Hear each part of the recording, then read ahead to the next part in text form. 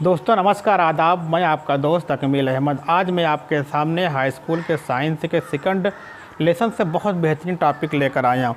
ये आपके 2022 के एग्ज़ाम में जो बोर्ड की परीक्षा होना है, यहाँ से क्वेश्चन हर साल आने की संभावना बनी रहती है। 2 से 3 नंबर यहाँ से क्वेश्चन मिल जाते हैं। तो इसको चाहे ये ऑब्जेक्टिव के रूप में मिले या विकल्प के रूप में मिले या फिर आपके की अति लघुत्तरी या लघुत्तरी के रूप में मिलते हैं। जैसे भी क्वेश्चन करेगा मैं आपको तीनों तरीके से बताऊंगा, जिससे आप बोर्ड के परीक्षा में इसको अच्छे तरीके से कर सकें। अब बात आती है कि इंडिकेटर या सूचक, जिसको हम लोग इंडिकेटर को हिंदी में सूचक कहते हैं। अगर हम बात करते हैं इंडिकेटर क्या होता है, तो आप इंडिकेटर अपनी लाइफ में भी प्रयोग करते रहते हैं। जैसे अगर यदि आप गाड़ी का इस्तेमाल करते हैं, कोई भी 2 व्हीलर हो 4 व्हीलर हो, यदि आपको बाएं में अगर सड़क से जा रहे हो, बाएं मुड़ना होता है तो बाएं तरफ के इंडिकेटर को ऑन कर देते हो। कि अगर राइट जाना होता है, दाएं जाना हो तो दाएं तरफ ऑन कर देते हो। इससे फ़ायदा ये होता कि जो आपके पीछे बाइकर होते हैं वो आपकी डायरेक्शन को जान लेते हैं कि आप किस दिशा में जाएंगे। इससे उसको मतलब कि वहाँ पे एक्सीडेंट होने की संभावना एकदम नहीं के बराबर हो जाती है। तो सेम चीज़ें यहाँ पर भी क्या है कि अब इसी तरीके से हम लोग जो विज्ञान में होते हैं, मुख्यतः रसायन विज्ञान में होते हैं, केमिस्ट्री में होते हैं, जो सूचक होते हैं जिसको हम लोग इंडिकेटर भी कहते हैं, ये क्या करते हैं, ये अम्ल और क्षार की पहचान करते हैं या अम्ल या क्षार की जांच करने में प्रयोग करते हैं।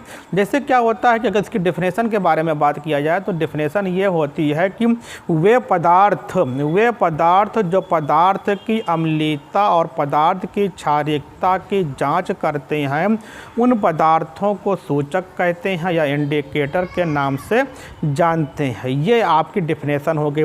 अब बात ये आती है कि इंडिकेटर कितने प्रकार के होते हैं। तो इंडिकेटर आप 3 प्रकार के या सूचक कितने प्रकार के होते हैं, 3 प्रकार के सूचक होते हैं। पहला क्या होता है, पहले हम लोग देखते हैं कि प्राकृतिक सूचक के बारे में। प्राकृतिक सूचक हो गया। प्राकृतिक सूचक के बाद फिर आपका क्या आता है कि संश्लेषित सूचक होता है।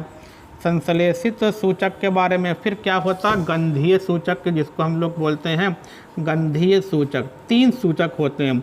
अब बात आती है, इसको हम लोग क्या बोलते हैं, इसको नेचुरल बोलते हैं, नेचुरल इंडिकेटर के नाम से जानते हैं। इसको इसको हम लोग सिंथेटिक इंडिकेटर के नाम से जानते हैं। इसको ऑल्फैक्टरी के नाम से हम ऑल्फैक्टरी, जो गंध के रूप में होते हैं।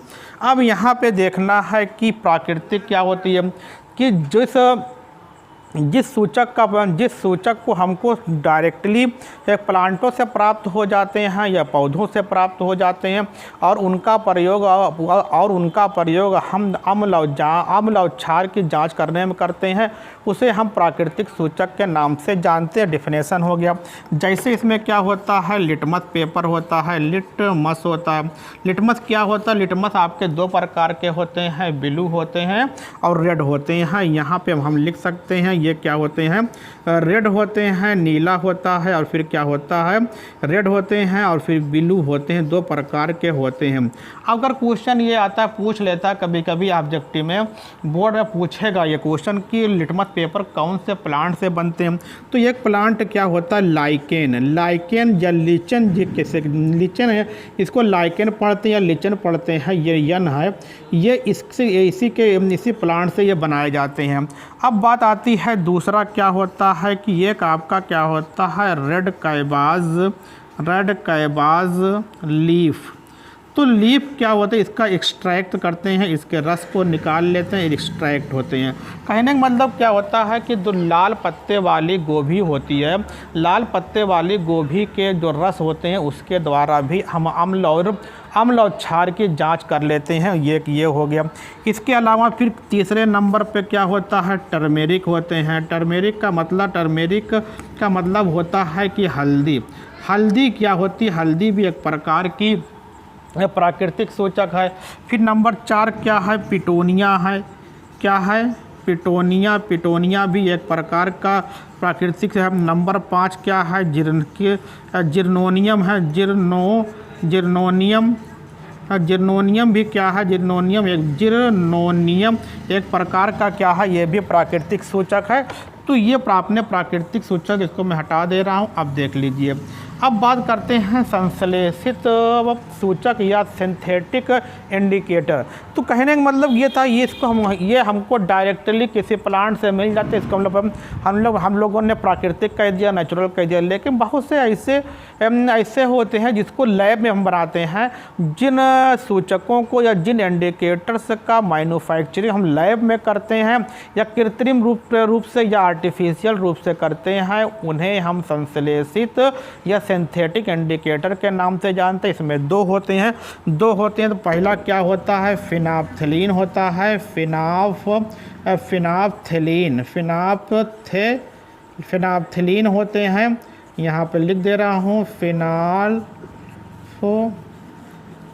फिनाप्थलीन हो गया। नंबर 2 क्या होते हैं, मेथिल ऑरेंज होते हैं। जो मेथिल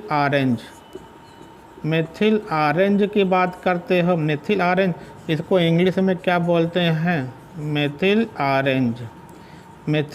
ये दो चीज़ें क्या होती हैं, दो आपके फिनाप्थलीन हो या फिर मेथिल ऑरेंज, जो दोनों आपको लैब में ये बनाए जाते हैं या आर्टिफिशियल होते हैं, ये होते हैं।